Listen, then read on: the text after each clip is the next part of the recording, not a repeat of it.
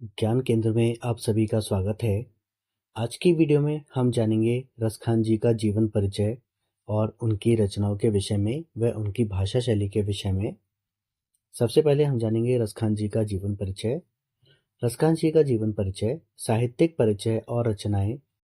कृष्ण भक्त कवि रसखान का मूल नाम सैयद इब्राहिम था तथा वे शाही खानदान से संबंधित थे।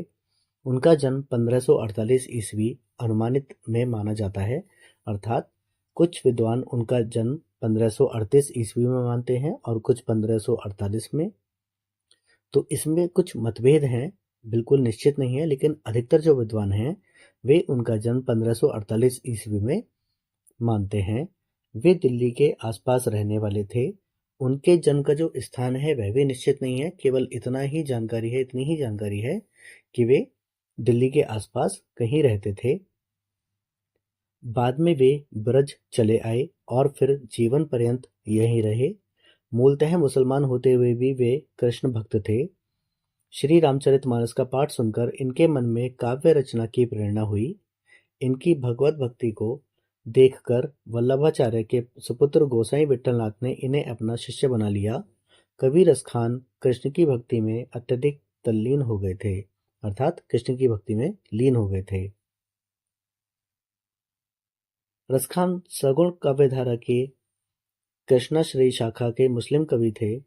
हिंदी साहित्य में रीतिकालीन रीति मुक्त कवियों में रसखान का महत्वपूर्ण स्थान है। इन्होंने अपनी काव्य रचनाओं में ईश्वर के निर्गुण व सगुण दोनों ही रूपों का वर्णन अत्यधिक सुंदर रूप से किया है। डॉक्टर राजेंद्र प्रसाद चतुर्वेदी के शब्दों में रसखान भक्ति काल के सुप्रसिद्ध लोकप्रिय एवं सरस कवि थे। उनके सवैये हिंदी साहित्य में बेजोड़ हैं। रसखान का साहित्यिक परिचय। रसखान की कविता का मूल भाव कृष्ण भक्ति है। कृष्ण प्रेम में आकृष्ट होकर वे ब्रजभूमि में बस गए थे। उनकी कविता में प्रेम, भक्ति, श्रृंगार व सौंदर्य का अनुपम मेल हुआ है। कृष्ण के रूप लावण्य की जो झांकी उन्होंने अपनी रचनाओं में प्रस्तुत की वह अत्यंत मनोहर बन पड़ी है। मुसलमान होते हुए भी रसखान कृष्ण भक्ति में सराबोर ऐसे भक्त कवि थे। रसखान ने अपनी कविता कवित, सवैया और दोहों में लिखी है। इन तीन छंदों पर उनका पूरा अधिकार था। उनके सवैये जनता में विशेष लोकप्रिय हुए। अपनी रसपूर्ण कविता के कारण वे अपने नाम को सार्थक करते हुए वास्तव में रस की खान थे। रसखान जी की प्रमुख रचनाएं।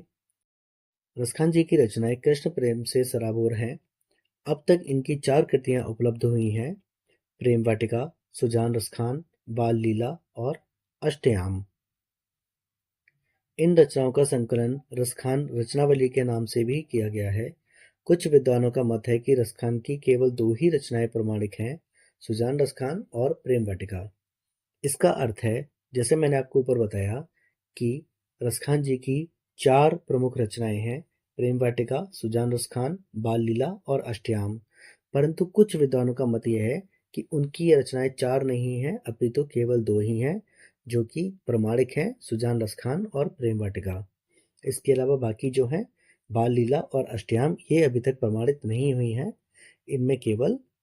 इनमें अभी संशय बना हुआ है कि ये रसखान जी की रचनाएं हैं भी या नहीं। जैसा कि हमने अभी तक जाना कि रसखान कृष्ण भक्ति में सराबोर थे, परंतु उनका वृंदावन आगमन हुआ। शुरुआत में वे सांसारिक जीवन में लिप्त थे, लेकिन कृष्ण की लीलाओं से प्रभावित होकर उन्होंने सब कुछ त्याग दिया और वृंदावन आ गए। वृंदावन में रहकर उन्होंने कृष्ण की बाल लीलाओं, रासलीला और प्रकृति का सुंदर वर्णन किया। भक्ति भाव। रसखान की भक्ति अत्यंत गहरी थी। वे हर रूप में कृष्ण के पास रहना चाहते थे। उनकी प्रसिद्ध पंक्तियां इस प्रकार हैं: मानुस हों तो वही रसखान, बसों ब्रज गोकुल गांव के ग्वारन, जो पशु हों तो कहा बस मेरो, चरों नित नंद की धेनु मंझारन, पाहन हो तो वही गिरि को, जो धरियो कर छत्र पुरंदर धारन, जो खग हों तो बसेरो करो, मिली कालिंदी कूरा कंदब की डारन। इसका अर्थ है, अगर वे मनुष्य बने, गोकुल में ग्वालों के बीच रहें। अगर पशु बने अगर पशु बने तो नंद बाबा की गायों के बीच चरें। अगर वे पत्थर बने तो गोवर्धन पर्वत का हिस्सा बने।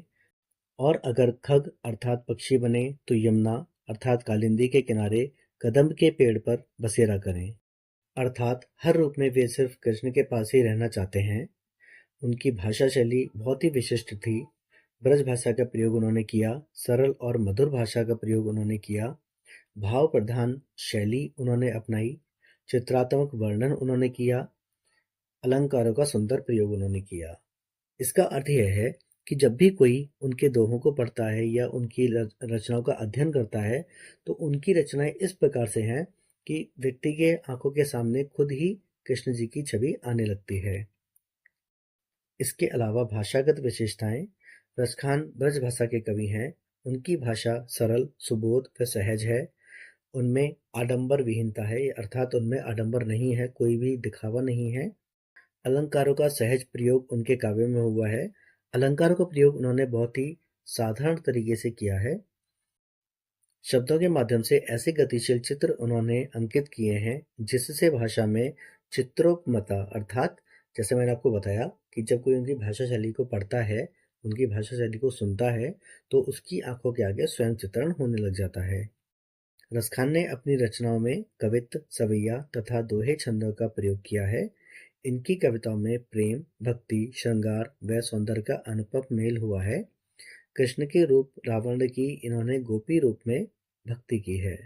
इसका अर्थ है कि कविताओं जो भी इन्होंने रचनाएं की हैं, जो भी रसखान जी ने रचनाएं की हैं, उनकी कविताओं में प्रेम, भक्ति, श्रृंगार, सौंदर्य सभी कुछ इन्होंने समावेश किया हुआ है। और इन्होंने कई कविताओं में स्वयं को एक गोपी के रूप में भी दिखाया है, अर्थात जिस तरीके से गोपियां कृष्ण जी से प्रेम करती हैं, उसी प्रकार का वात्सल्य इन्होंने अपनी रचनाओं में प्रस्तुत करने की पूरी कोशिश की है और उसमें ये सफल भी हुए हैं। रसखान जी का निधन सन 1628 ईस्वी में अनुमानित माना जाता है। इसी प्रकार से आज की वीडियो में हमने जाना रसखान जी का जीवन परिचय, उनकी भाषा शैली व उनकी रचनाओं के विषय में। आशा करता हूँ आज की वीडियो आप सभी को अच्छी लगी होगी। वीडियो अच्छी लगी हो तो वीडियो को लाइक करें, चैनल को सब्सक्राइब करें। आप सभी को मेरा प्रणाम।